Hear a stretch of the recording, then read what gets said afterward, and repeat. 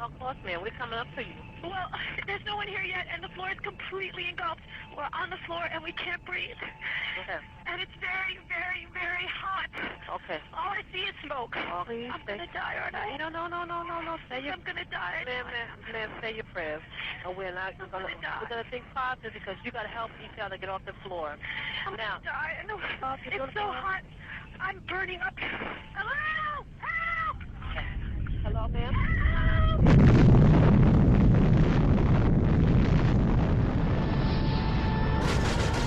Osama bin Laden is the world's most wanted terrorist. Many to fight the bin Laden's terrorist organization, Al-Qaeda, the most feared terrorist and punish those responsible.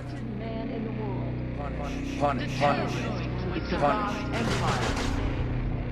I want justice. And there's an old poster out west, as I recall, that said wanted, dead or alive. If you go to the FBI website, they've got Osama bin Laden. And if you go to Osama bin Laden's webpage on the FBI Most Wanted Terrorist list, you find that he's been indicted for the 1998 attacks, but not for 9/11. And in fact, a number of journalists called up the FBI and said, well, look, why have you not connected bin Laden to 9/11? And they said, well, I'm afraid we just don't have the evidence.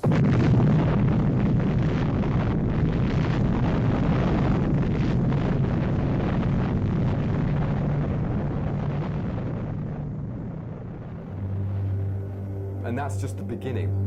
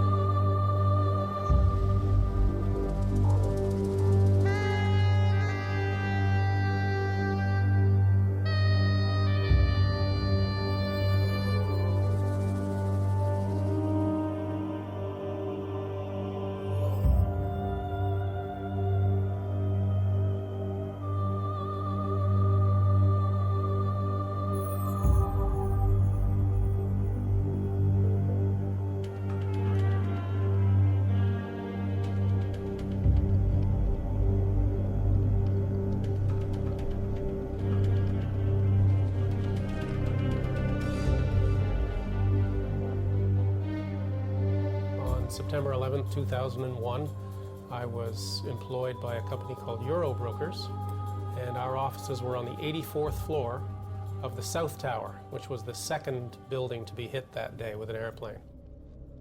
And I was working away at my computer, and at 8:46 in the morning, there was this loud boom.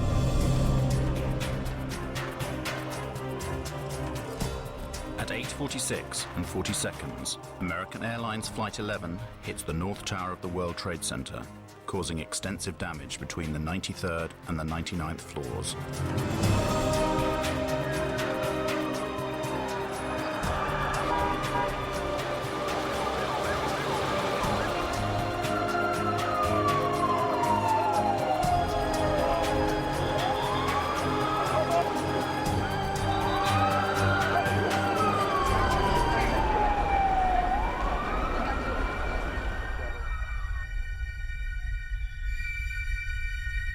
And the announcement from the Port Authority came, "Your attention, please. Building 2, our building, Building 2 is secure. There is no need to evacuate Building 2. And 2 or 3 minutes later, I started talking with one fella named Bobby Call. And Bobby told me that he had been down about 8 floors, 10 floors, heard the announcement, and had come back up. And as he was telling me this, boom, boom, this double explosion, and our building shook. At 9:03 a.m., United Airlines Flight 175 hits the South Tower.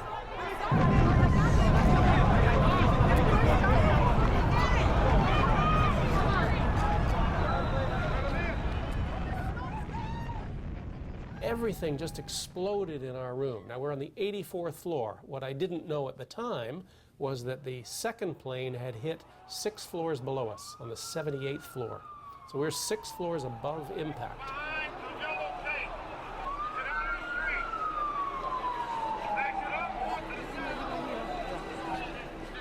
I heard this banging on the wall and this faint scream for help inside the 81st floor.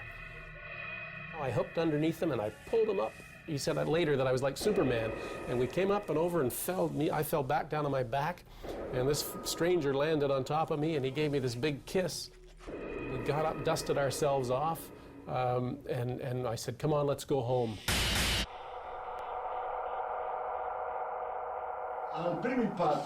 The two towers shake considerably with the first impact, but they immediately return to their original structural position. Why? Because they were specifically designed to do this in the event of a plane crash.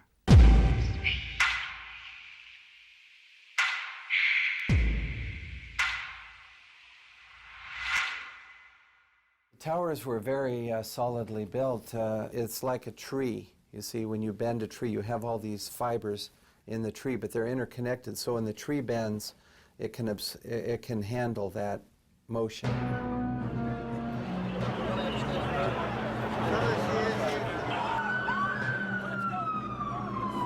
Nevertheless, 56 minutes after Flight 175 strikes the South Tower, it suddenly collapses in on itself.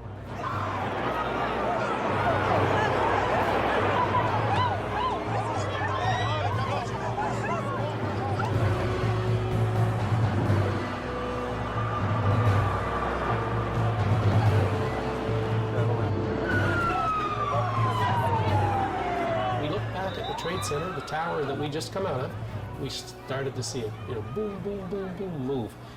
And we stared in disbelief as this took about 8 or 10 seconds for the whole tower just to go straight down and dissolved into its own ash.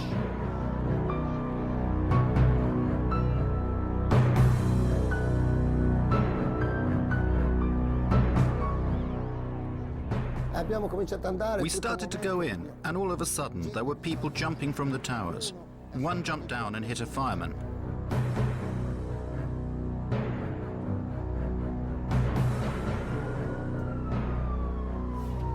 At 10:28, the North Tower also collapses.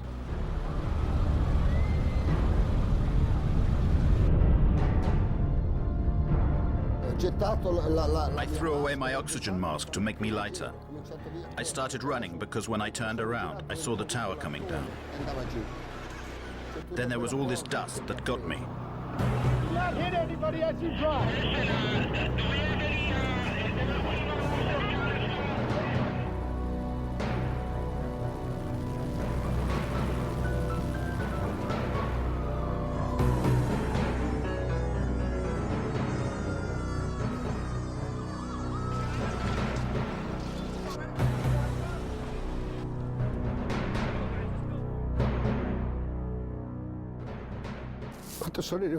When I got home, all my family was waiting for me. And I was lucky to come back to my family. All my friends, they never came back.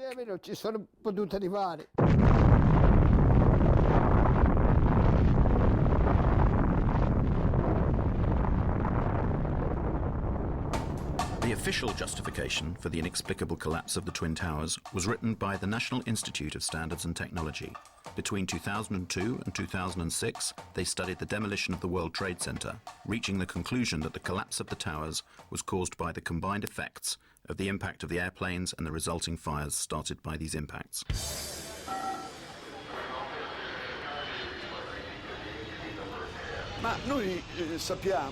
We have been told by the very people who designed and built these towers that they should have resisted the impact of more than one airplane.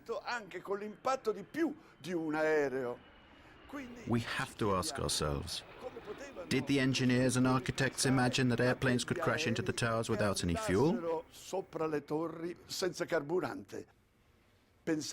Perhaps they thought that the airplanes could get there by just blowing in the breeze. Never before or after 9/11 have steel frame towers collapsed due to fire. Nel 2005 a Madrid. In 2005, there was a fearsome conflagration in Madrid. A skyscraper went up in flames. It was a huge torch that kept burning for 20 hours. 20 consecutive hours. But in the end, the load-bearing structure remained intact. The skyscraper did not fall down.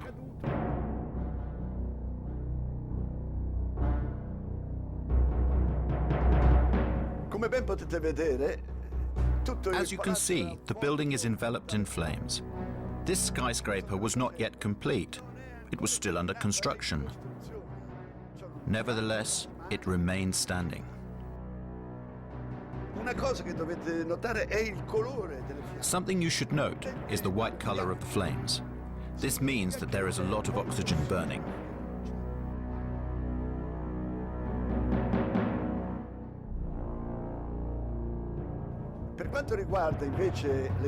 If you look at the flames coming from the two towers in New York, we can see instead that the flames are dark red and the smoke is black. The fires that were burning in these towers was a dark gray, a heavy, almost black gray smoke coming off. This implies an oxygen-starved fire.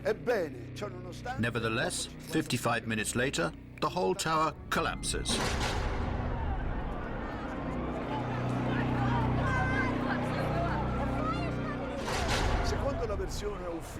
According to the official NIST version of events, at a certain point, the steel structure of the towers gave way.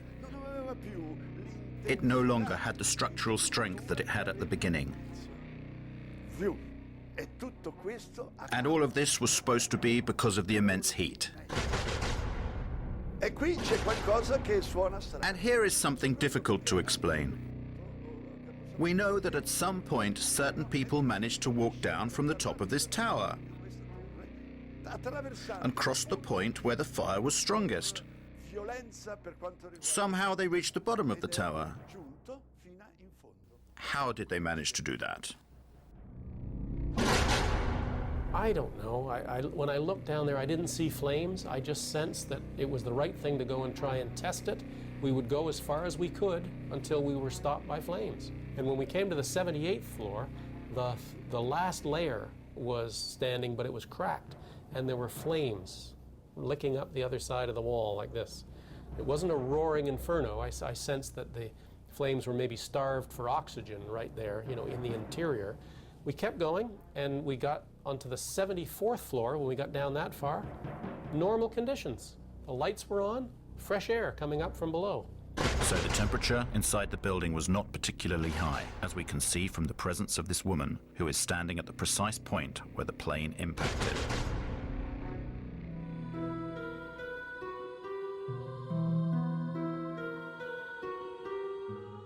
In order to verify the way the buildings collapsed and how the heat had affected the steel, NIST commissioned numerous tests, some of which were conducted by a company called Underwriters Labs.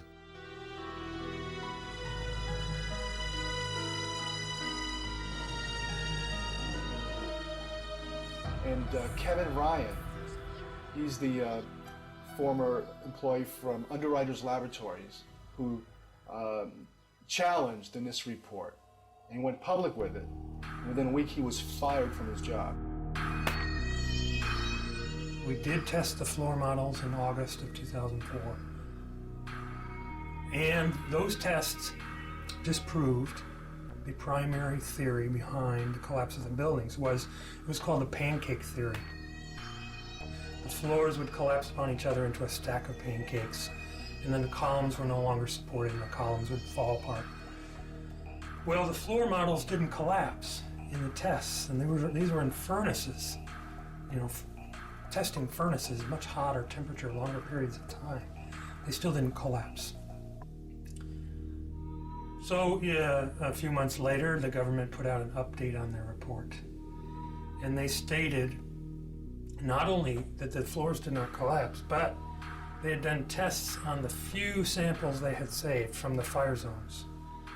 And those tests proved that the temperatures were very low.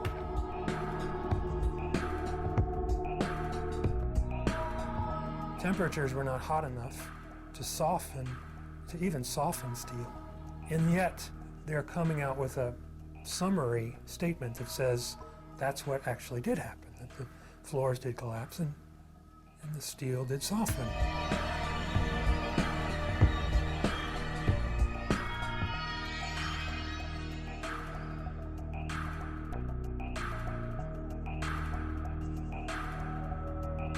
So they either downplayed those results or ignored those results, and they ended up putting it all in a computer. Thanks to computers, NIST managed to straighten this problem out, and the old pancake theory was replaced by the inward bowing theory. According to the Institute, the heat weakened the floors, which started to curve downwards. The external walls of the towers also curved inwards until they could no longer bear the weight of the structures above, causing the towers to collapse. Their final theory is almost entirely computer-based. And the computer itself is not really accessible. They haven't given it to us to examine. After having investigated it more over the last year and a half, I found that yes, they did contradict their test results, but additionally they also did manipulate the test parameters. They doubled one thing, they cut something else in half. For example, their story says that aircraft combustibles were at 13 tons in the aircraft cabin. The FAA says it's more like an average of 6.5 tons. It's double, so they double it. They double the time that their computer model exposes columns to fire, 90 minutes instead of what we know is 45 or 50 minutes in both of the buildings, actually. And they double it. They cut something else in half. And they double it.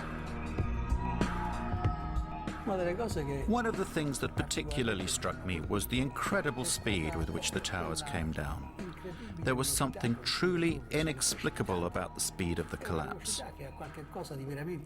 If we dropped a weight from a height of around 400 meters, which was the height of the towers, the time it would take to reach the ground, supposing that there was not even any air resistance to slow down the speed of the fall, would take approximately 9 seconds. It took about 8 or 10 seconds for the whole tower just to go straight down. The impact was at about 2/3 of the way up the tower. Even if the section above collapsed suddenly due to the structure giving way, and even considering that the impact of the section above was enormous and therefore in some way weakened the resistance of the structures below, it is clear that, due to the resistance of the undamaged part below, this tower should not have fallen at such a speed. But it fell as if there was nothing below it, whereas there was an enormous structure below, a resistant structure that should have slowed down the speed of the collapse considerably.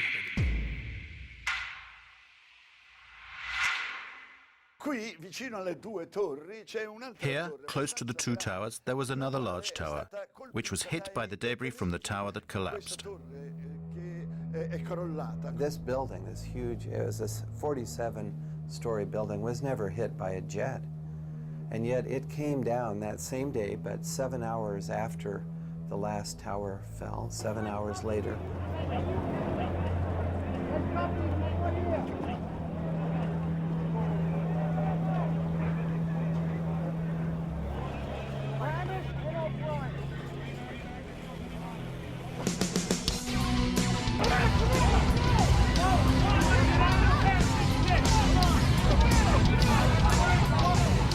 Measure the time of fall. The fall is almost free fall speed.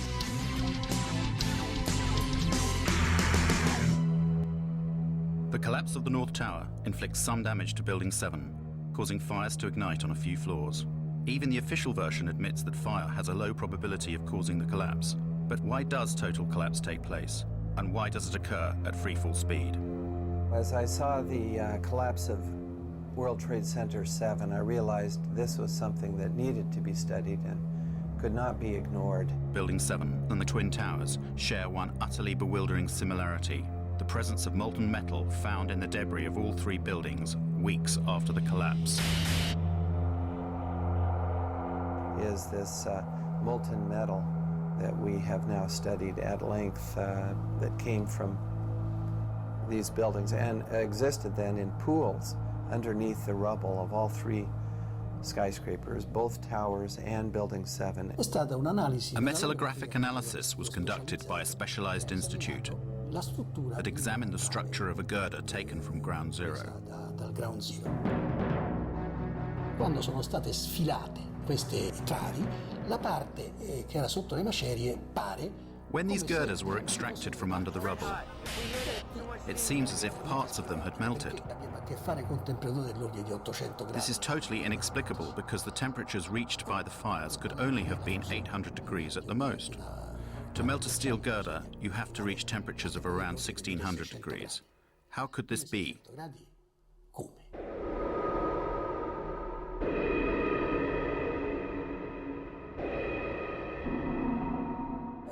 At a microscopic level, if you examine the granular structure of the steel, one can detect the presence of an element that should not normally be present, and it is there in substantial quantities. It is sulfur. We're quite sure now where this molten metal came from.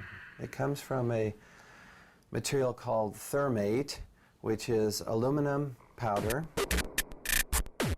iron oxide, and sulfur. The temperature is so high that steel melts. It could only melt if the temperature reached over 1000 degrees in a few seconds. The use of thermite could certainly have caused the fusion apparent in the steel beams. You see, the presence of thermite now in these buildings to bring them down implies that someone had to place the thermite near the steel columns in order to cut through the columns. I have interviewed a demolition expert, and he said this is what they do. They set explosives. They can use radio control to initiate the firing of the explosives. They have to be done in a sequence in order to get the building to come down rapidly and straight down. A controlled demolition.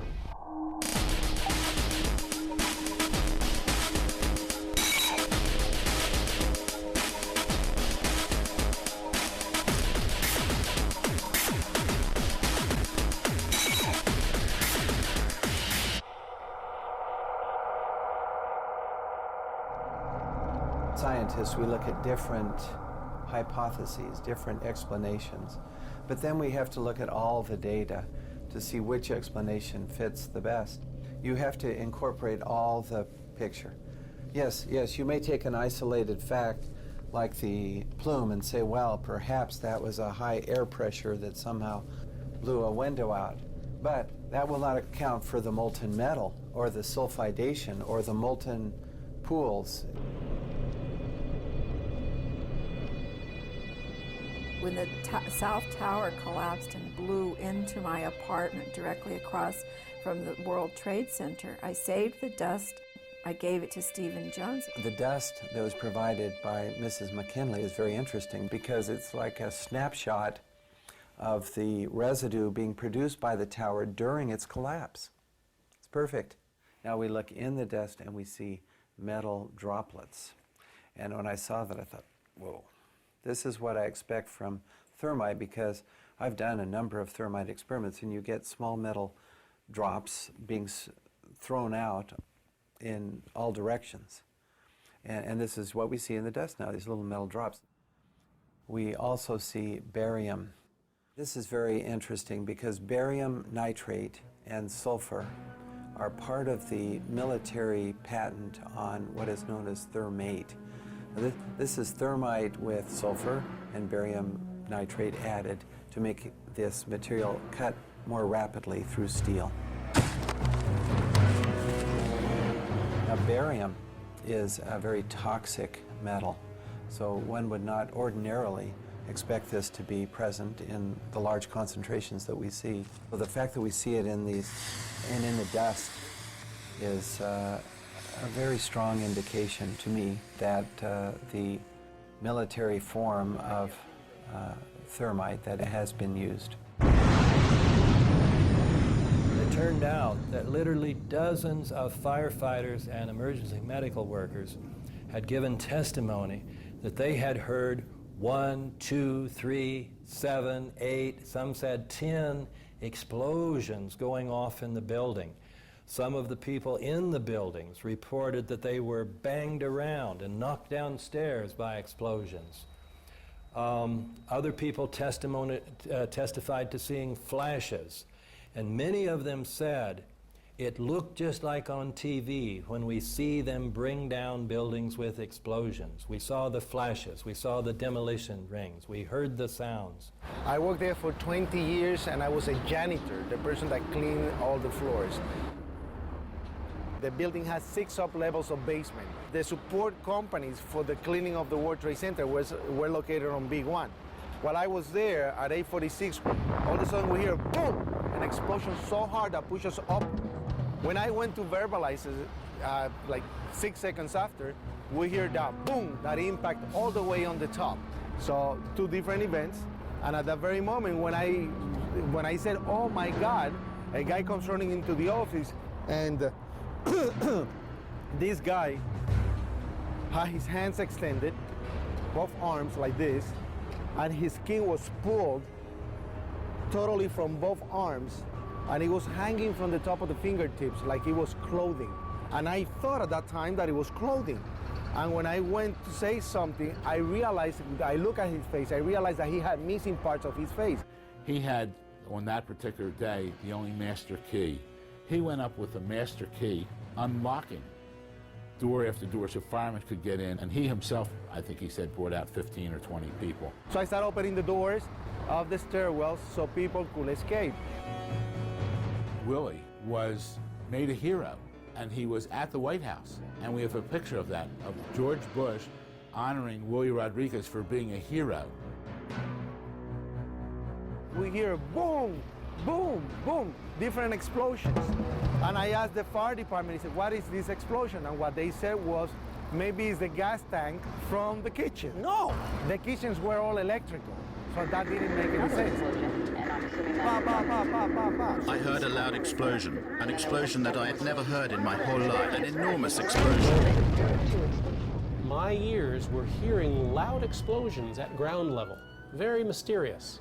Explosions that seemed to be at ground level as opposed to high in the air. There's no question in my mind that those buildings, based on the law of physics, could not have collapsed without the assistance of a bomb. No! When I hear another explosion, no! I think it's a bomb. Willie has taken the really 180% turn of events, saying here that President Bush, who had honored him being a hero, he's named on this lawsuit as accusing Bush and Cheney and Senior Bush and others of murder. And he's not doing it for any monetary gain, because this has just cost us everything.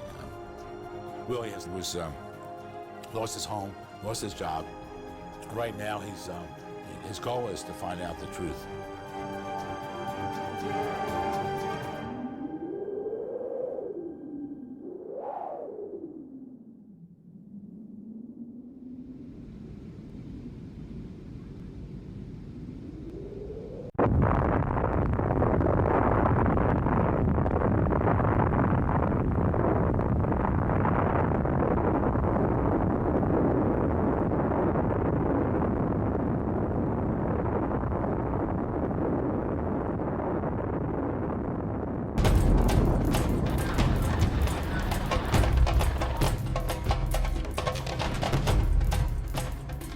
According to the official story of the 11th of September, at 9:37 a.m., American Airlines Flight 77 crashed into the Pentagon. This rare footage shows the scene immediately after the impact, an hour before the entire structure collapsed.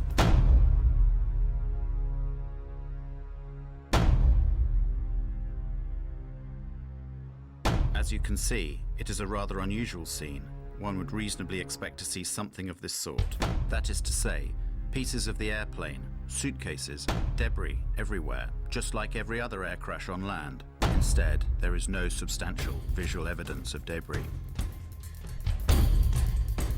I have been on some accident investigation sites in the Air Force, and I have never come across any accident scene where there's no telltale evidence of the airplane that crashed. Here we have airplane sites, crash sites, that give zero evidence. Where did the aeroplane go? Did it break up against the wall of the Pentagon? If it had done so, thousands of parts of the plane should have been scattered all over the disaster zone. You know, things like engines and landing gears, and brakes and tires are very difficult to destroy. Very difficult, because they're made out of very high-tempered steel, and I don't believe the airplane could be made to go fast enough to pulverize those things. I've never seen that happen before. You look around, there's a 16-foot hole for an airplane that's 100 and some feet wide.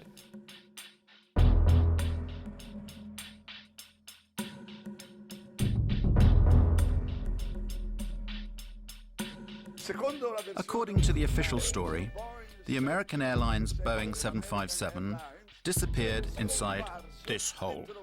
Can you see it? 5 meters. I repeat, 5 meters in diameter.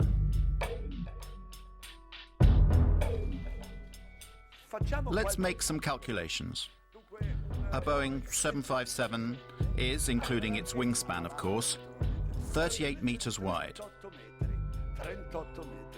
And including the rudder or the tail fin, it is 13.5 meters high. To get all of this huge aircraft into a hole 5 meters wide seems rather implausible to me. In this picture, we can see a row of windows on this side and another row on that side. They should have been smashed and destroyed by the wings, and instead they're intact. These windows aren't even broken. For years, the military refused to answer the questions of an increasing number of people who rejected the official version. When the French journalist Thierry Meyssan published the book The Incredible Lie, utterly surreal explanations were put forward to shut the detractors up. One of these maintained that the airplane had been vaporized by the speed and the force of the crash.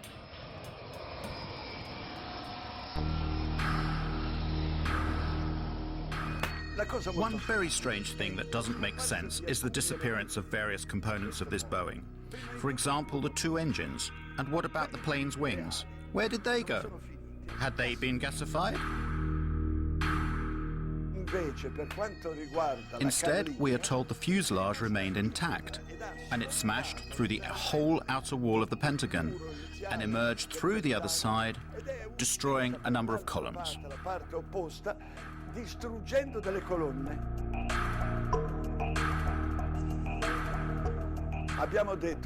The most solid part of the airplane is without any doubt the engines. In fact, these engines are made of a titanium steel alloy. It is so tough that it doesn't even melt at 3,000 degrees centigrade. Well now, in this wall we should be able to see, if nothing else, the holes made by the 2 engines that smashed into it. No, there is no sign of them. The 2 holes that we'd expect to see are not there. And there's no indication of the wings hitting anything at the Pentagon? Like you had at the North Tower? You can see the outline of the aircraft, the 25-degree bank angle. You can clearly see the outline of the number 1 engine, fuselage, and number 2 engine. It's a 25-degree bank. The wing dihedral is up in flight, and you can clearly see the outline of that airplane. But you can't find anything like that in the Pentagon.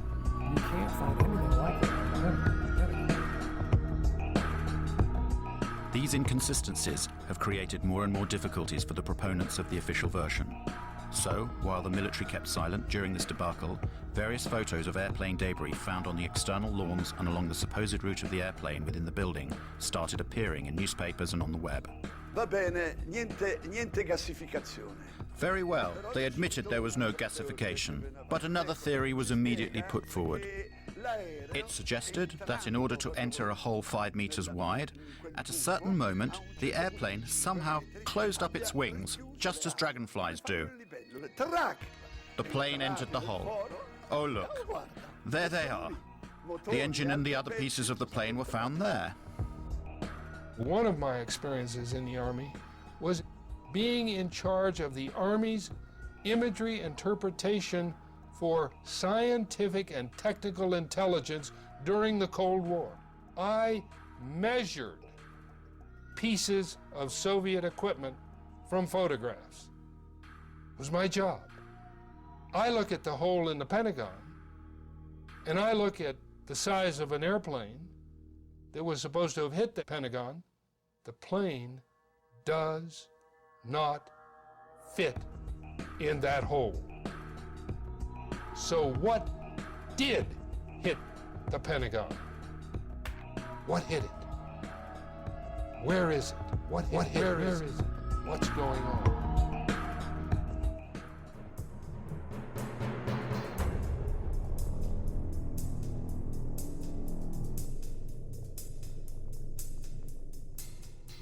General Arnold, that very morning, immediately after that alleged impact, ordered one of his fighter pilots to fly over and down to the Pentagon to look and see what he saw and to report back to General Larry Arnold himself. At that time, Major General Larry Arnold was Commander of Aviation at NORAD, North American Aerospace Defense Command, in charge of protecting the United States and Canada. His fighter pilot reported back to him that there was no evidence, zero evidence, of an impact of a plane at the Pentagon.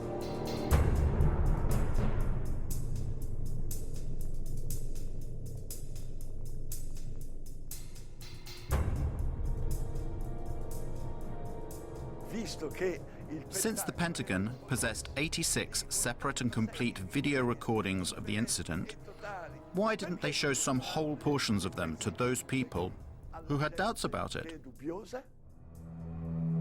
The FBI was immediately at the scene and took the surveillance tapes and confiscated 86 videotapes, both in the Pentagon parking lot, in the gas station, across the freeway from the Pentagon, in a nearby hotel, in all kinds of buildings that had their cameras trained in that general area. For a long time, the military authorities refused to release the footage of Flight 77's impact. But in 2006, the United States Department of Defense was forced to yield to Freedom of Information requests, and it released 4 video sequences. The video evidence from the Pentagon's Citgo gas station and the nearby Sheraton Hotel are of no use. But 2 samples of video footage captured from the Pentagon's parking lot have been offered to the world as definitive proof of Flight 77's impact with the Pentagon. They're almost identical. Jet engines don't emit white smoke. You have some white smoke would come out of the aft end of whatever kind of vehicle. Quite frankly, there's not enough in those photographs to tell exactly what it was, but you can tell what it wasn't. And it didn't have the size as compared, if it was a real 757-200, it would be much bigger than the vehicle we do see in the picture.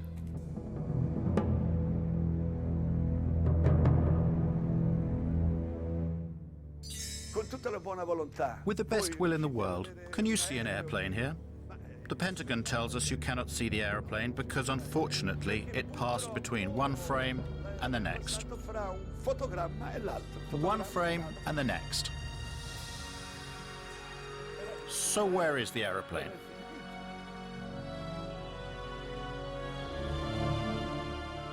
According to FBI agent Jacqueline Maguire, as you can see in this affidavit, only one camera took pictures of the scene, and those are the frames that we've already seen.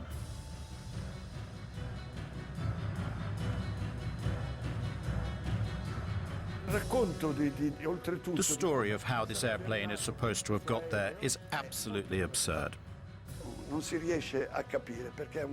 One cannot imagine how, in order to get down to the height of the Pentagon wall, it was able to make a 270-degree turn at a speed of approximately 800 kilometers per hour.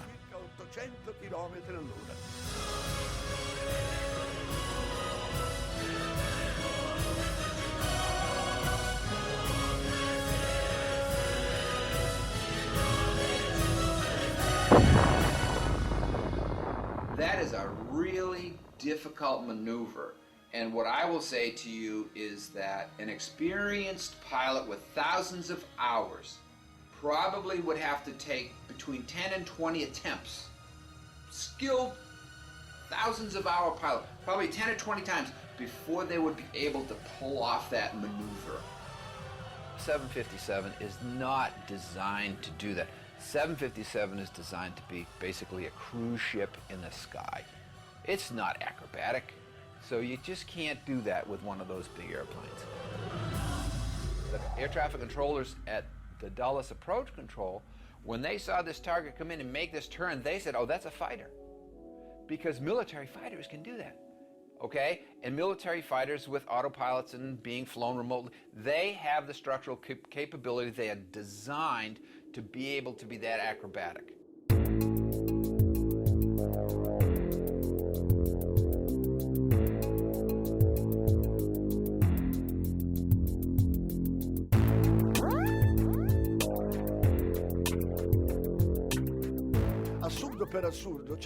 Absurdity of absurdities. There is also the height at which this aeroplane was flying to be explained. It is supposed to have followed the lie of the land at 6 meters from the ground for 1 kilometer, managing also to jump over a hill. Then it went over a roadway, and it finally got there without making any other turns because by now there was no more space.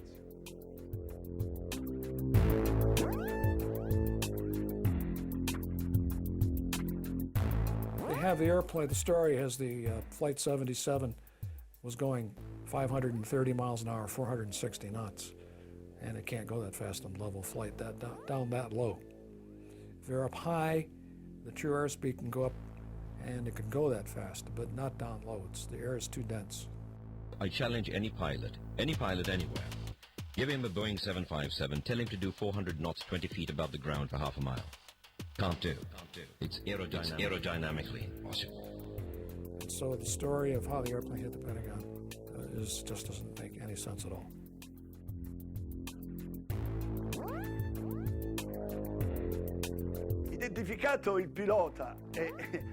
After Hani Hanjour, the plane's pilot, had been identified, his flight instructor declared that his student was not even able to fly a small single-engine aeroplane. These guys didn't have the experience to make that kind of maneuver, even if the airplane could fly that. The man could not fly at all. There's no way you could possibly come out of a 172 and fly a jet that you've never flown before. That's like showing me how to carve up a Christmas turkey and then say, go make a heart transplant.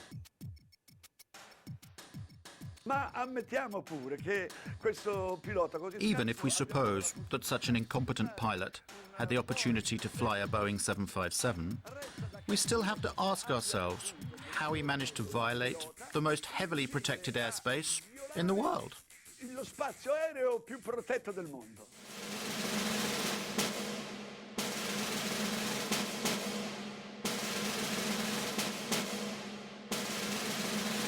No untracked aircraft get near the Pentagon and near the White House. It just doesn't happen. In Washington, D.C., we have one of the most restricted airspaces in the world. It's called P-56.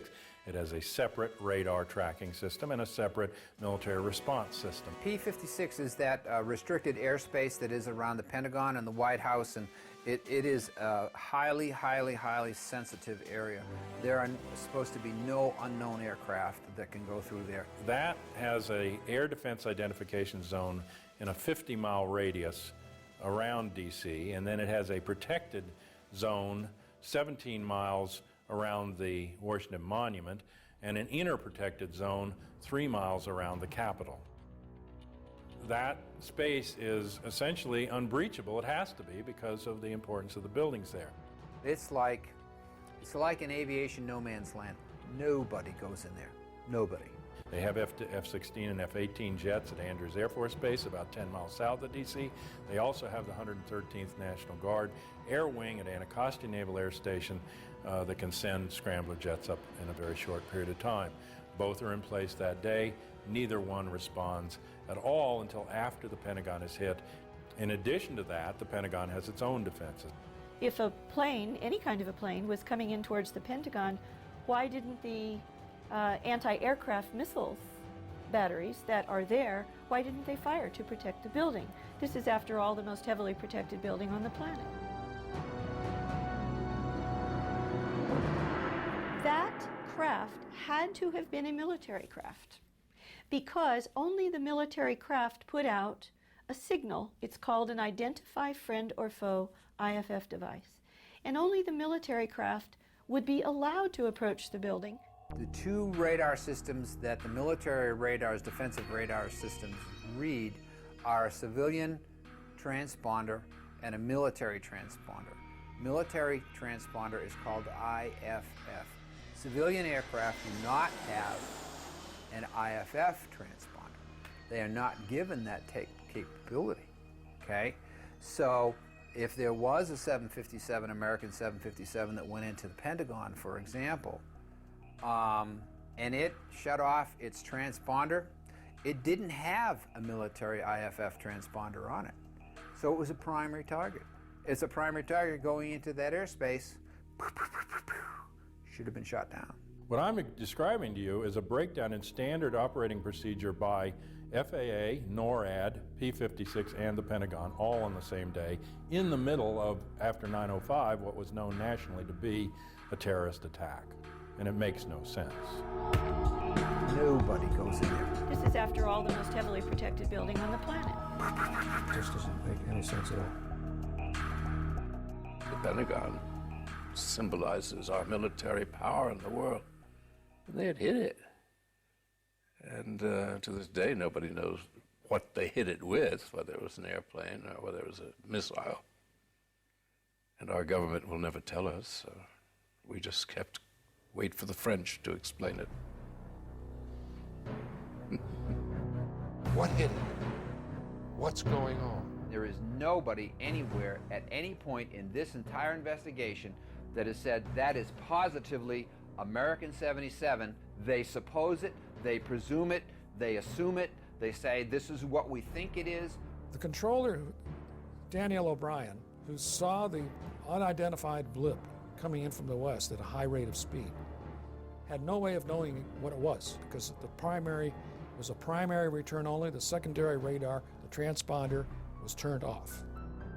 In order to identify a primary radar target, you have to have two-way communications between the pilot and the air traffic controller, and the pilot has to report over a certain geographical location, or you have to be able to tell the pilot in the airplane to make a series of turns, and then the radar controller can look at all of the primary targets on his or her radar scope and say, there's an aircraft, or there's a target that just executed the turns I told. Now I can positively identify the aircraft. That never occurred. It's huge. Now, if Flight 77 really did go off of the radar screen for 36 minutes, according to her testimony, then the airplane was no longer flying, or it was low enough that it was out of radar coverage. One of the two. So, was the airplane landed at some place, some remote field? Then it does make sense that they'd lost the airplane for 36 minutes. But other than that, there's very little explanation for that. In the light of what we've seen and heard, it seems that the official version of 9/11 is not sufficient. We want the facts to be explained to us, and above all, we want them to be properly investigated. Basically, we want someone to finally tell us the truth. The United States government spends $892 billion per year to defend its citizens and its territory. It is the best protected country in the world, as President Bush has said. Nevertheless, on the 11th of September, the heart of America was attacked from the sky, and 3,000 helpless American citizens were killed in their own cities. If I had been sitting on that committee, the congressional committee examining 9/11, the one question that they could not get the Air Force to answer correctly, NORAD, was why the fighter planes did not go up automatically when the first planes were found to be hijacked. Anytime an airliner goes off course, or loses radio communication, or loses its transponder signal, anytime any one of those three things happen, the aircraft is supposed to be intercepted. On 9/11, all three of those things happened, and still there was no intercept. Those planes flew around for from 20 minutes to an hour and a half without ever being intercepted. We have direct contacts with our air defense colleagues by means of direct connections that are controlled by this touchscreen apparatus. By pressing just one key here, the call is sent, to which the operator of the defense, in this case, answers directly. In the time it takes to answer the telephone call, around 2 to 3 seconds, the information can be already exchanged.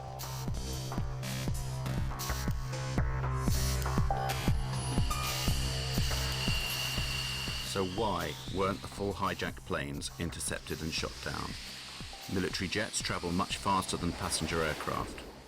It would have been easy for them to catch up the jet planes before they crashed. This airplane can reach a maximum speed of Mach 2.05.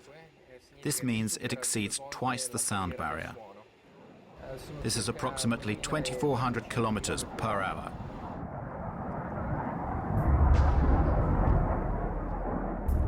In the northeast of the United States, there are as many as 16 Air Force bases. Why weren't the Boeing jets intercepted? The official story argues that air defense was informed too late. One of the biggest lies is that the FAA guys were incompetent. When we lose an airplane, we take action.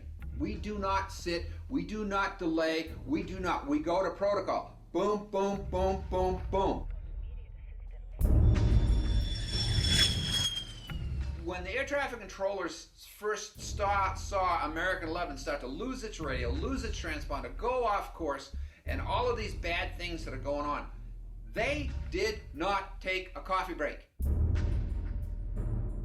67 times in that year, 2001, up till September, there had been air emergencies. They can get a plane up in from 6 to 10 minutes and scramble it, and 67 times that year in air emergencies. But there was not an instance where an air emergency went ignored for long periods of time until 9/11.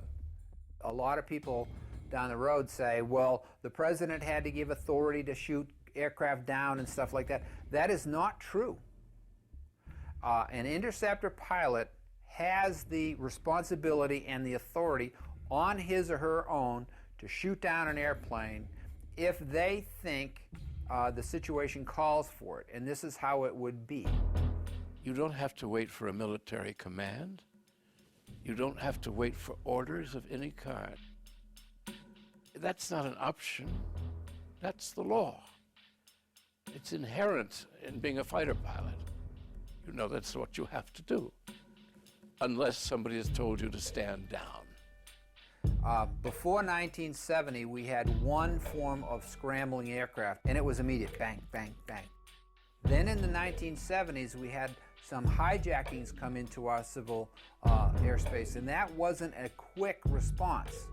What we did in that is we didn't want the hijackers to know that we were there, so we didn't rush the fighters off the ground, and we kind of snuck them up behind the aircraft. So we put a second protocol in, and the reason that the hijacking protocol is slow is because you had to get Pentagon approval before you could release your fighters. Those two type of protocols lasted until June 1st, 2001, 3 months before 9/11. In June of 2001, Rumsfeld and the Pentagon and the military changed the procedures, and instead of having two protocols, one fast, one slow, they went to one protocol, slow. If we had reacted to the in-flight emergency immediately, the fighters would have been up and on the way, and those aircraft would never, ever have reached their targets. But when the center controllers came to notifying the military, okay, because they had only one protocol to work with, that protocol went through the Pentagon. Guess what? Guess who didn't answer the phone? Sorry, it was the Pentagon. Here's an analogy that I can give that would help out the common person here. What Rumsfeld did is the fire call comes into the fire station, but before the fire truck gets a chance to leave, it has to call the mayor of the city to get approval for that departure. And what if the mayor is out for breakfast or he's sleeping late and he doesn't answer the phone? Look carefully at this footage, shot just a few minutes after the attack on the Pentagon. Notice the man that is helping to carry a casualty. It is the Secretary of Defense, Donald Rumsfeld. What is he doing here when, as head of the defense of the whole nation, and whilst the United States is still under attack, he is helping tend to the wounded? Why is he not at his command post?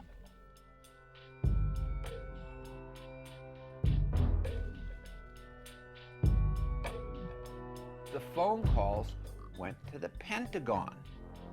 It went through the military, and the military was sitting there saying, oh, "Don't answer, don't answer that phone, whatever it might be."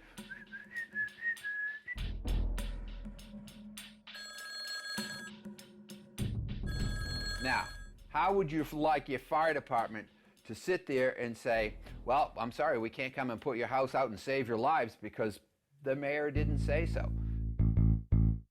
And on 9/12, they changed the protocols again back to the first protocol, which was the fast scrambles, and that's what it is today.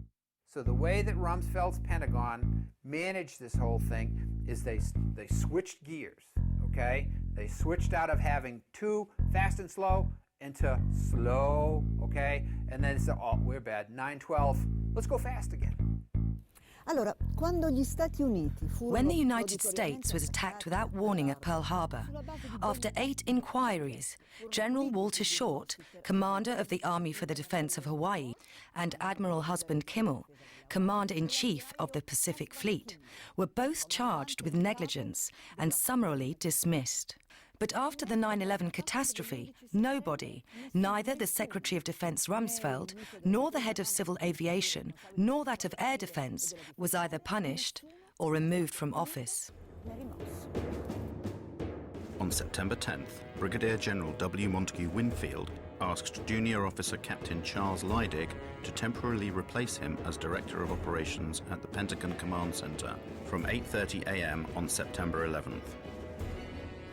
Later that day, after Flight 93 was reported crashed, Winfield resumed control.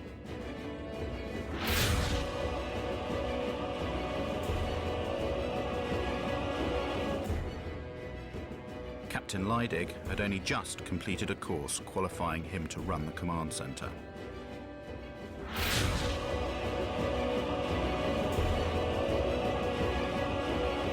On September the 11th, Brigadier General David F. Worley Jr. was commander of the Andrews Air Force Base, the nearest one to the Pentagon.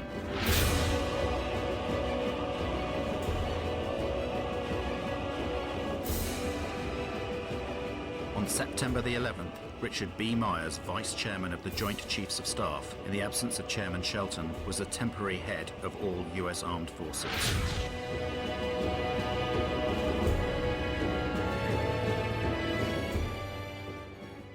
On the 14th of September, after only 3 days of investigations, the FBI announces it knows everything about the hijackers of the flights.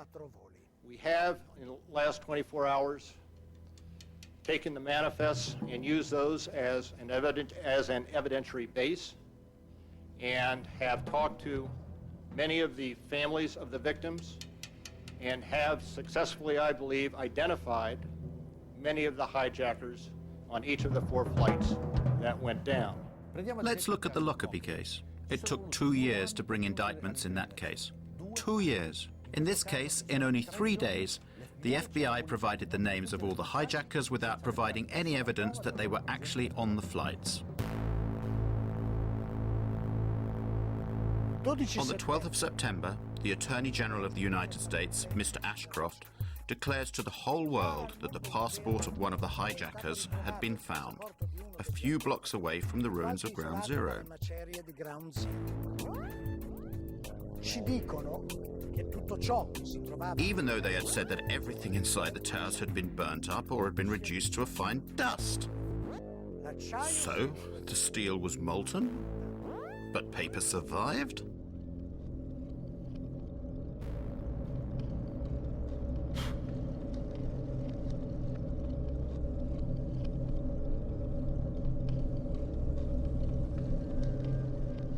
Ma chi erano Who realmente? were these hijackers?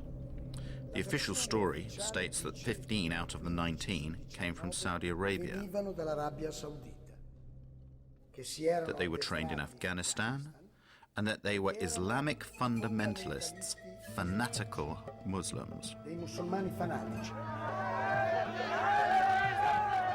Al-Qaeda is supposed to be a Salafist network, you know, and Salafism is a very, very Puritan strain of Islam that suggests that we need to follow very closely, to the letter, the activities of the Prophet Muhammad.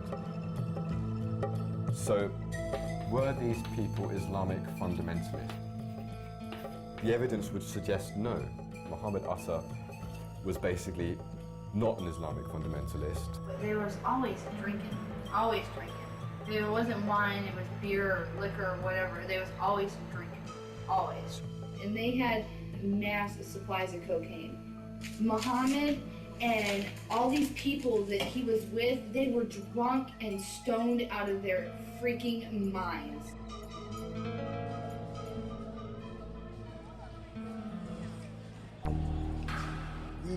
The identikits of the hijackers supplied by the FBI are truly bizarre. Each identikit corresponds to a number of persons. These persons are very different. They have different attitudes and different biographies. Biografie diverse. Stanno in luoghi diversi. They live in different places, sometimes at the same moment. When you speak of Muhammad Atta, what Muhammad Atta? Is it the Muhammad Atta who was in Hamburg, Germany, being run by German intelligence? Is it that Muhammad Atta? Is it the Muhammad Atta who appears in Venice, Florida, which is a major locus for the National Security Agency, who's supposedly training at a little flight school for a little single and dual engine Cessna aircraft, and who's rooming with a man named Charlie Voss, who was a CIA pilot who ran guns into Nicaragua and cocaine out for the Central Intelligence Agency? Is it that Muhammad Atta? Is it the Muhammad Atta who spoke to his father on the 12th of September, as Newsweek reported, in an interview with his father in Cairo? Is it that Muhammad Atta? Is it the Muhammad Atta who appears in a bar called Shuckham's Bar in Hollywood, Florida, doing lines of cocaine and drunk on Stolichnaya vodka, and who, when asked to pay his bill, says, I work for United States Airlines. You think I can't pay my bill? And then he says, fuck God. This is not the behavior of an Islamic fanatic who is about to commit a suicide martyrdom operation. Prima che l'Atta che risiede ad Amburgo in Germania, secondo According to the official version, before Atta, who lived in Hamburg, Germany, moved to the United States, his American namesake was visiting an office of the Department of Agriculture, where he spoke to an employee to request a loan of $650,000. With this loan, he wanted to rent a small aeroplane and attach a large tank of chemicals to it. Upon the refusal of the woman to give him the loan, he began to threaten her, saying he would cut her throat. Then he told her he was an American Airlines pilot. He threw a bundle of banknotes onto the desk and asked for information about the security systems of the Twin Towers. He even tried to buy a poster of the Pentagon that was on the wall of the office. And then he finally went away. Well now, Is this the typical behavior of a member of a secret sleeper cell? Isn't it more like the behavior of someone who is trying to be remembered? This is not the behavior of an Islamic fanatic who is about to commit a suicide march. Secondo la versione ufficiale, The official version states that Al-Omari and Atta leave Florida heading for Boston. This is according to plan, since that is where the two aeroplanes due to be hijacked will depart. But they don't stop when they get to Boston, they continue to Maine. 300 chilometri più a nord. It is the afternoon of September the 10th. The next day will be the most important day in the two men's lives, a day on which they cannot make any mistakes. But what do? They go on a trip to Portland. They spend the night there and they attract attention to themselves with their noisy revelry. They also pay with credit cards in their names. They do everything they can to leave traces of their presence there. Next morning at 6 a.m., they fly from Maine to Boston. Direzione Boston. Alle 6 di mattina. The plane that they are going to hijack takes off only half an hour after their flight lands. L'atterraggio del loro volo. This is a very tight time window, potentially putting the whole plan in jeopardy. The circumstances surrounding the departure from Portland to Boston is very important, both in terms of the investigation and in shaping public opinion. It is there that the airport's CCTV cameras record the video in which we see the faces of Atta and Al-Omari. This video has been shown hundreds of times on television as evidence of the two terrorists boarding the aeroplane they are about to hijack. It's not true. That video shows them embarking at Portland. There is no evidence of the presence of these hijackers. It is simply something that the FBI tells us, without any proof. There is no proof. There is no way to prove the presence of any one of these patsies, these scapegoats on the planes. None at all. Il 16 settembre, On September the 16th, one of the alleged hijackers of Flight 11, Abdel Aziz Al-Omari, went to the Jeddah consulate to protest his innocence to US officers. Al-Omari, Al-Omari, a pilot from Saudi Airlines, receives an official apology from the American officers in Riyadh.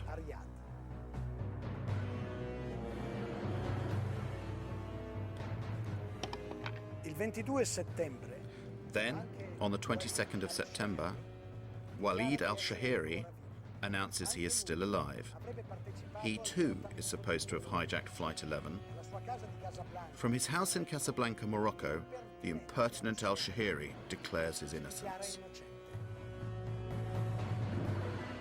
The following day, the 23rd of September, the Daily Telegraph publishes the protestations of innocence of Saeed al-Ghamdi and Ahmed al-Nami, both of them still alive and well, and pilots for Saudi Arabian Airlines.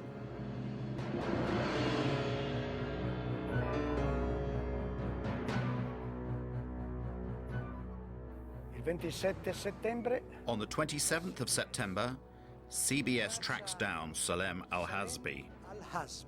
According to the FBI, he was dead after Flight 77 crashed into the Pentagon. Invece, curiosamente, But curiously, he persists in hanging around alive in Saudi Arabia, where he works in an oil refinery. in un impianto petrolchimico.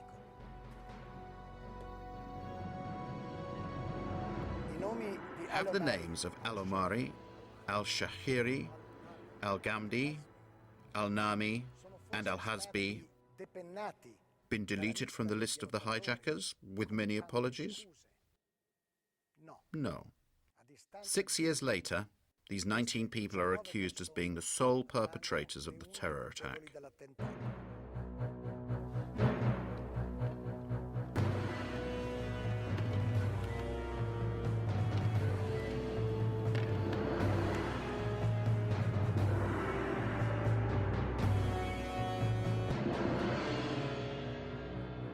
If we can't establish the identities of the perpetrators, then you have a serious problem in your criminal inquiry.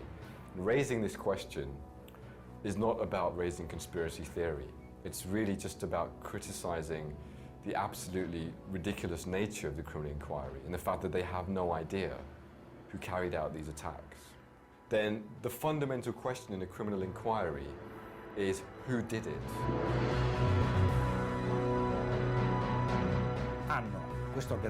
They have this evil organization. They have the leader of this evil organization, bin Laden. They have a secret network in the caves of Afghanistan. It could be the screenplay of a James Bond movie. The first bin Laden videotape that was leaked and that was used by the media to suggest that Osama bin Laden has claimed responsibility. This was a very problematic videotape. There was an analysis that found that it was completely fraudulent. There were a number of issues. There were basic issues such as, for example, Osama bin Laden was wearing a gold ring.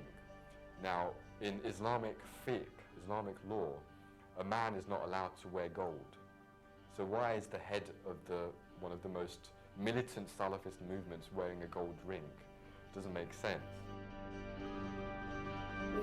The video in question, that was found in Afghanistan in very doubtful circumstances by American soldiers in a house that was supposed to have been abandoned by Al-Qaeda, has been questioned for various reasons.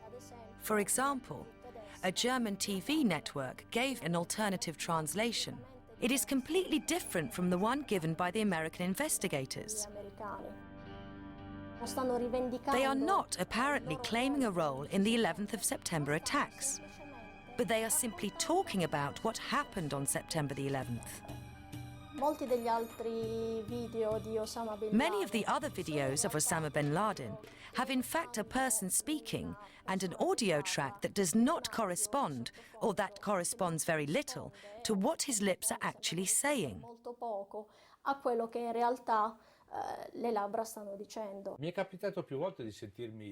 People often ask me, how can you doubt the official version if Osama bin Laden himself appeared several times on television to say, I did it? So I will tell you a little story. However, I can only tell you this story as I am unable to show you anything. We cannot show the images we do have because the owners of this material refuse permission for you to see them.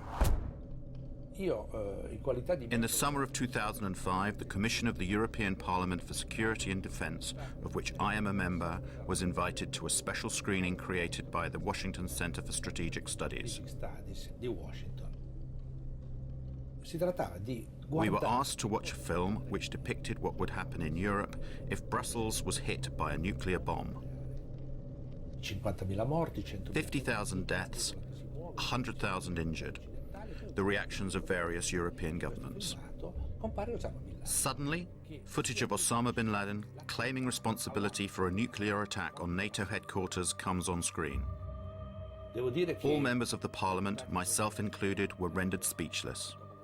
American experts from the Center for Strategic Studies were on hand to explain the action on screen.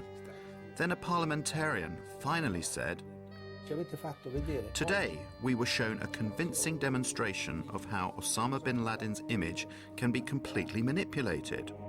They need to fight the bin Laden's terrorist organization, Al-Qaeda. All the Osamas we have seen over the years may never have existed. Just as a nuclear attack on NATO headquarters in Brussels has never taken place.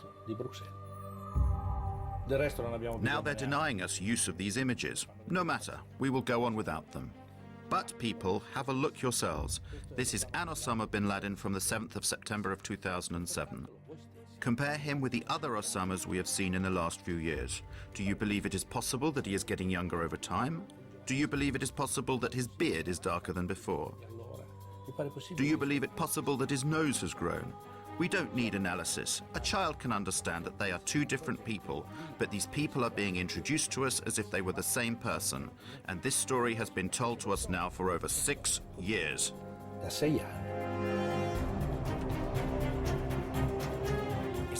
Did bin Laden organize the attacks of September the 11th? And if so, did he do it alone or with someone else? At this point, we must explain the origins of Al-Qaeda. Al-Qaeda è stata fondata Bin Laden founded al-Qaeda in 1989 at the end of the war between the Soviet Union and Muslim guerrillas in Afghanistan. E guerriglieri islamici in Afghanistan. It was after that war and not for that war. So who or what were all those Muslim guerrillas supposed to fight? What did al-Qaeda mean at that time? And this is very interesting. We'd have to go to Robin Cook, the late Foreign Secretary. In the Guardian article, he confirmed that al-Qaeda was a term that was invented by the CIA, and it had been invented to designate a database of mujahideen that were recruited and trained by the CIA. And he's right, because the Arabic word for database, you just have to add this word. It's Al-Qaeda Ma'lumat. Al-Qaeda means the base, and Ma'lumat means data. Together it means database. Al-Qaeda is fake. Al-Qaeda is not an organization. Al-Qaeda is only a label. There is no organization like Al-Qaeda. Al-Qaeda is a list of participants in the Afghanistan war of the 80s. Al-Qaeda is nothing. It is only a puppet blown up by the Western propaganda to show the public the big evil.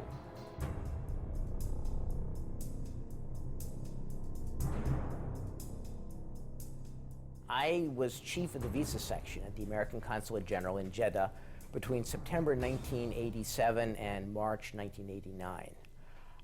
During my period there, I was involved in what turned out to be a Visas for Terrorists program, with people coming to the consulate recruited by the Central Intelligence Agency and its asset Osama bin Laden, and sent to America, either for instruction in how to be good terrorists, or for rewards, or for debriefings on what they've been doing in Afghanistan.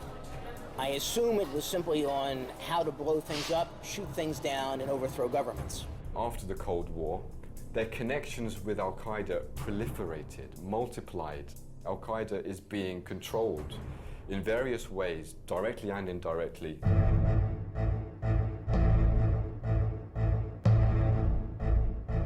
Systematically, Al-Qaeda has been used in various theaters of conflict. So from 1992 to 95, you look at the Bosnian conflict.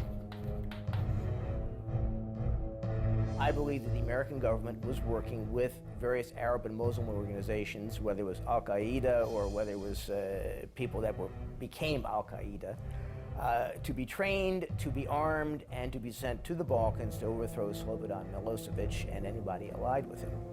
That kind of policy continued in the Balkans all the way up to post-2001.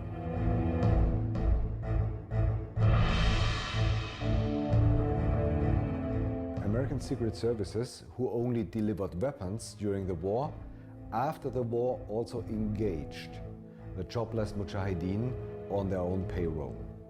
That is a proven fact. There are a lot of testimonies of mujahideen before German courts.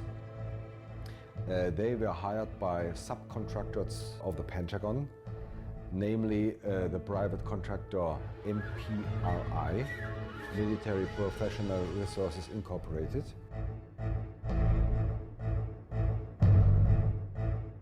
MPRI is formally private, but in fact it's kind of secret device of the US Army.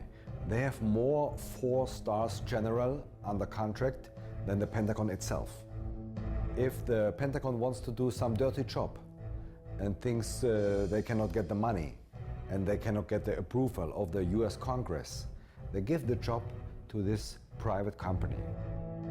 At the beginning of summer 1999, MPRI brought this Bosnian mujahideen back to the Balkans, especially into Kosovo, to help the Kosovo terrorist army KLA. They engaged them, they paid them monthly.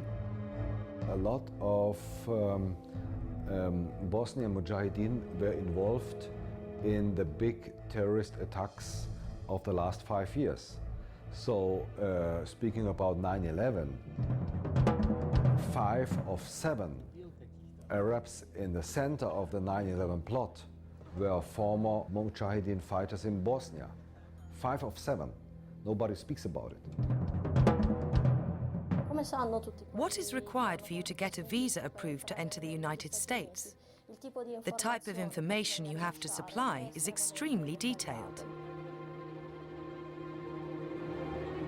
But a high-ranking official in the US consulate of Jeddah, Michael Springman, revealed the fact that in that office, many CIA agents were working undercover and that the office was issuing too many visas far too easily to some very suspicious people. I was told by a really good contact, a businessman outside the American consulate, that if I had sent one word to the State Department inspection team investigating what was going on in the consulate, I would be fired summarily. Well, that office in Jeddah issued many of the 15 visas that were used by the hijackers to enter the United States. None of the 15 applications conformed to US visa regulations. For example, under the heading Destination, many of them wrote Hotel, New York or California, and in one case, just no. And so, it was common practice to help the terrorists of Al-Qaeda to enter the United States.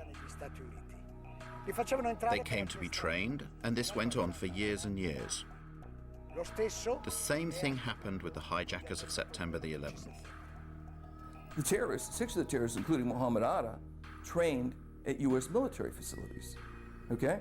Mohammed Atta went to International Officers School at Maxwell Air Force Base. Maxwell Air Force Base in Alabama, Brooks Air Force Base in Texas. Their contact address, the Pensacola Naval Station in Florida, the Defense Language Institute of the Defense Intelligence Agency in Monterey, California. The hands of intelligence are all over these people. So, to sum up, the main hijackers trained and fought in ex-Yugoslavia where they were paid by a company of mercenaries that was connected to the Pentagon. Thanks to the CIA, they got entry visas to the United States.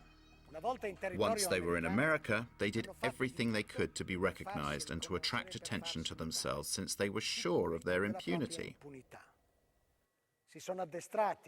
They trained in American military bases and went to flight schools, although they didn't learn to fly.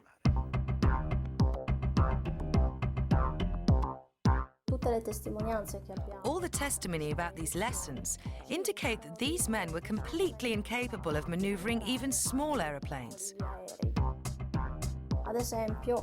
For example, Mohammed Atta hired an aeroplane from a flight school, but he was not even able to take off. So he left it there on the runway and went away. Regarding 2 other pilots, their instructor, Rick Grazer, said to investigators and the press that he could not understand how these 2 could have maneuvered an aeroplane. His exact words were that it was like Dumb and Dumber in a plane.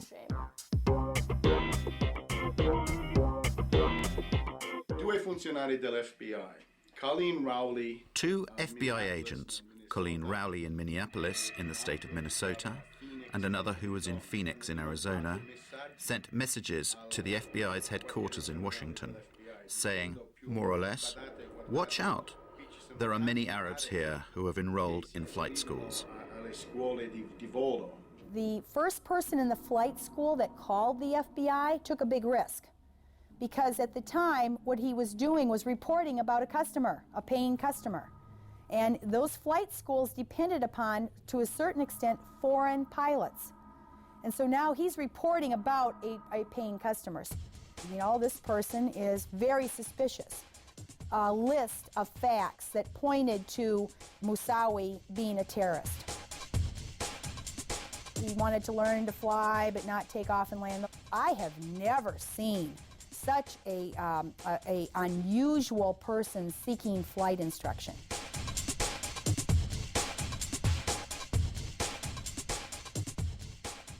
Colin Rowley immediately informed her superiors in Washington,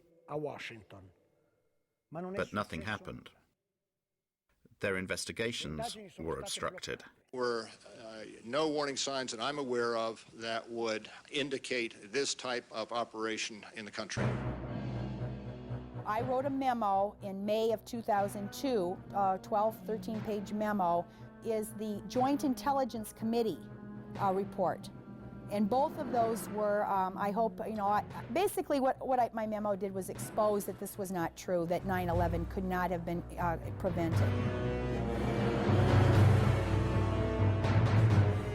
The FBI's acting director, a guy by the name of Picard, during the summer of 9/11, he attempted to brief Attorney General Ashcroft about terrorism a couple of times.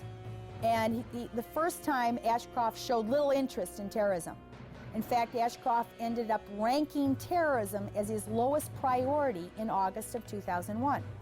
At one point, Picard was told by Ashcroft, "I don't want to hear any more about terrorism."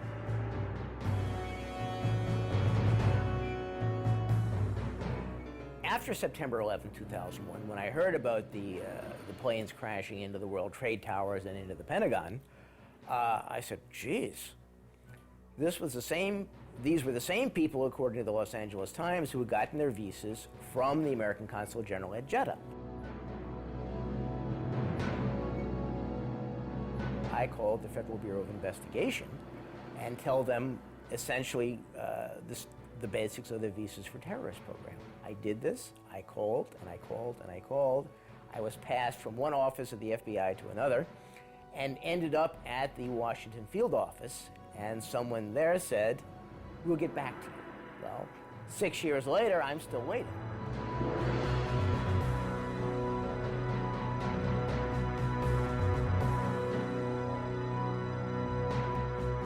We received these audio tapes that were obtained 3 months before September 11, 2001 from a different field office, Iranian informant who'd been on FBI's payroll for 10 years, since about 1991, 1992, in April 2001.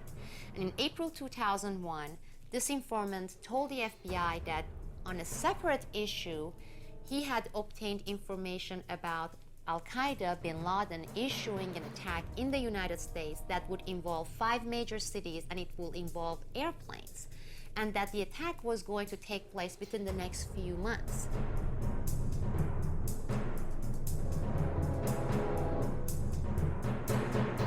They took the information, they found it important, they filled out forms, they came back to the headquarters, and then they filed it. They gave it to the superiors, right?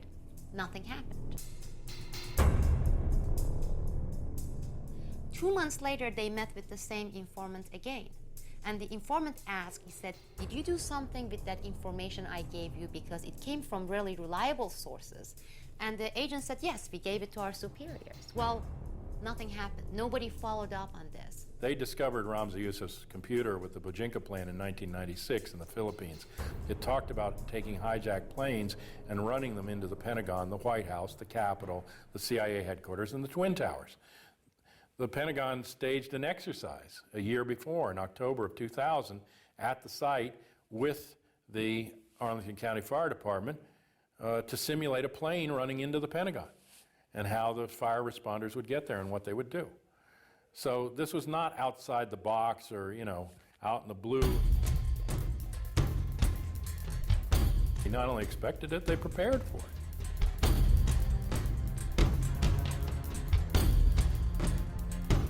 One of the most frequent declarations made by the Bush administration was that these attacks took us by surprise. I don't think anybody could have predicted that they would try to use an airplane as a missile, a hijacked airplane as a missile. I don't think the prior government could envision flying airplanes into buildings on such a massive scale. Secondo USA Today, Dal 1999 According to USA Today, in 1999, the American Air Force conducted special exercises 4 times per year in which the hijacking of civil aeroplanes by terrorists was simulated. di aerei civili. The selected targets were the Twin Towers and the Pentagon.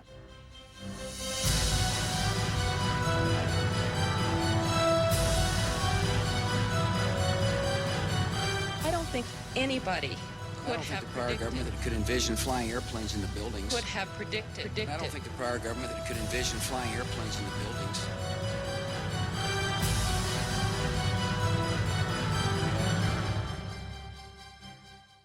On the 11th of September 2002, the New York Times wrote, "1 year later, the public knows less about the circumstances of 2,801 deaths at the foot of Manhattan in broad daylight than people in 1912 knew within weeks about the Titanic." 5 years after that article, what happened that day is still a mystery. My name is Bob McIlvaine. I'm from Philadelphia, Pennsylvania. I lost my son Bobby, who's age 26, on September 11th, 2001. He had just gotten a job at Merrill Lynch. Already, I'm getting emotional.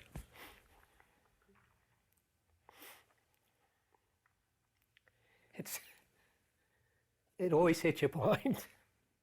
And don't worry, I'll get over it. But I mean, anytime you just mention that day, it's like the pain just comes shooting up. And of course, when you keep doing this, it's just, you think it gets better, but it just never gets better. I risultati della commissione d'inchiesta The conclusions that the 9/11 Commission came to have been very disappointing. A lot of evidence has been ignored. Many witnesses were not called to testify. The final report glosses over a great many key issues. A few days before 9/11, Mohammed Atta received a huge sum of money, about $100,000, money which was delivered by a Pakistani Secret Service officer. And the big scandal is that the 9/11 Commission of the US Congress never interrogated this man and never tried to bring light into the story of this 100,000. While everybody was doing testimony televised to the whole nation, mine was behind closed door. Now, why would they want that behind closed door? That didn't make any sense. Anyway, I told them exactly the same argument that we have here, that we heard explosions, that people were burned prior the building getting hit by the plane, that these people were alive and they were available to be interrogated. And wow, what a surprise. The final report comes out. They didn't even mention my name, doesn't appear anywhere. They didn't call, not even once, any of the witnesses that we gave them. So you have 17 firefighters, you have 22 survivors, and they didn't call not even one of them. Specifically me as a parent, I have an obligation to find out who murdered my son. The commission gave me nothing. 9/11 Commission was not an investigation. Remember, the entire bin Laden family was on one of the planes later. They'd been collected from all over the United States, and they were whisked out of the country with the speed of light while the Pentagon was still burning. So they asked Mueller, who authorized these people to leave the country? Well, someone in the State Department. Well, can you tell us who? He said, well, I don't recall. I don't recall. Another instance, General Myers. This is later on in the commission. They asked about Moussaoui. Do you recall getting any information concerning Moussaoui? His answer was, I don't recall. I don't recall. I don't recall. Ashcroft, Attorney General. Picard was the FBI head during the summer. He had testified that they had all these warnings 71 different warnings about something happening this summer. And Ashcroft sat there and lied. He said, I didn't know these things. I didn't know these warnings. We were paying attention to terrorism. No warning signs that I'm aware of. Anybody And I don't think the could prior have government could predicted. envision flying airplanes into buildings. These people lied, and our government protected them. It was obvious they were lying. These people that people were testifying should have gone. Mueller should be in jail. Ashcroft should be in jail. Condoleezza Rice should be in jail. I don't think government- anybody No warning signs could that I'm have aware of. predicted that they would try to use Airplanes into buildings. Punish. Osama bin Laden is the world's And punish those responsible. They have this evil organization. They have the leader, bin Laden. Punish. Dead or alive. They have a secret network in the caves of Afghanistan. Tonight, the United States of America makes the following demands on the Taliban. Deliver to United States authorities all the leaders of Al-Qaeda who hide in your land.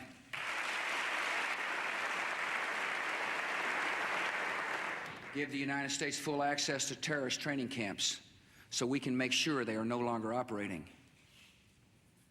These demands are not open to negotiation or discussion.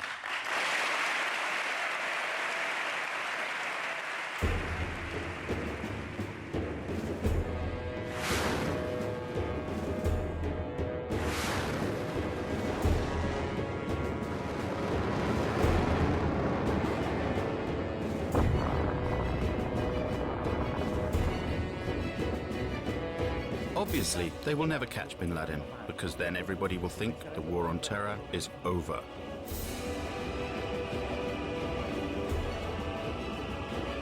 It's hard for Americans to imagine how evil people are who are doing this.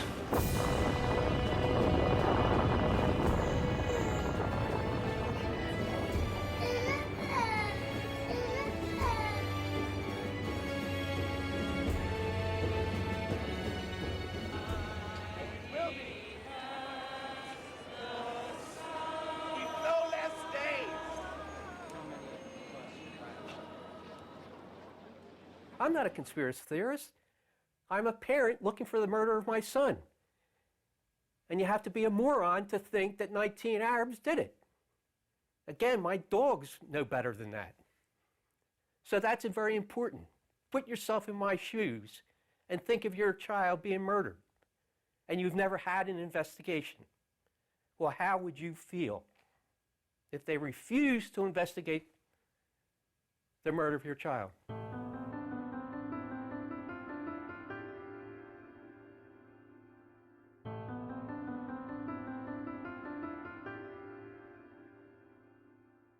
Sono stato a casa fino alle 3 di mattina.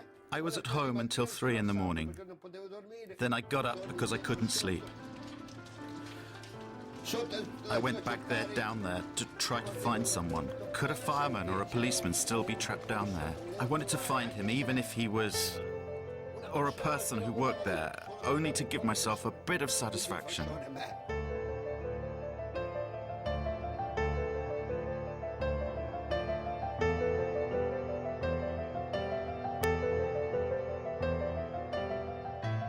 Sono stato laggiù per 9 giorni a fila.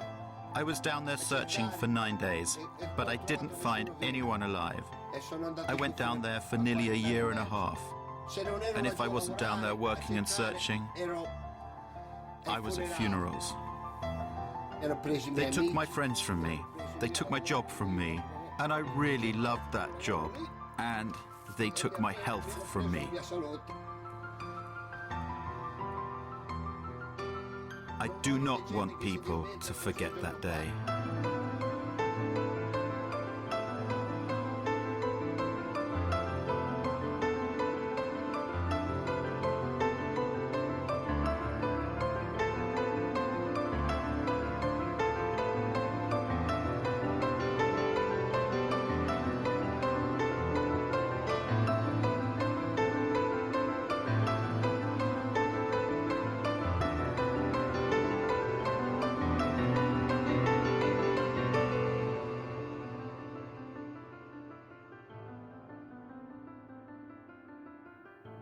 And the story has to be told. problem with Americans, it's like a big iceberg. We live at the tip of the iceberg, and we're afraid of the dark truths of our history, and it's getting worse and worse. Well, this is a real dark truth. It will pull the whole iceberg down, but then hopefully it'll rise back up. But we have to learn the truth, or this country isn't worth anything. All that history is lame, and the people should be ashamed of themselves for not seeking the truth.